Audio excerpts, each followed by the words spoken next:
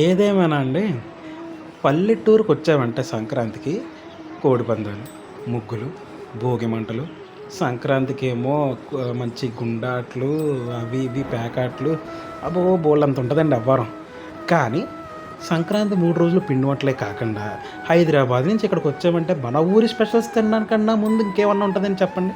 So అందుకే అది గుర్తుపెట్టుకుని ఎక్కడది మర్చిపోతానేమో వెళ్ళడానికి ముందే అని చెప్పేసి పండగ ముందు రోజే శుభ్రంగా ఒక ప్లేట్ వంకాయ బజ్జీ చేశానండి. మా ఊరికి దగ్గరలోనే పామారని ఒక ఊరు ఉంటుందండి. ఆ ఊరిలోని వంకాయ బజ్జీ ఎత్తడండి తస్సదియా. వంకాయ ఉడకబెట్టి మధ్యలో ఎంత మసాలా వేసి బజ్జీ ఎత్తడండి. అయ్యి బాబోయ్ బాబోయ్, ఒక్కనే అయిపోయింది కానండి.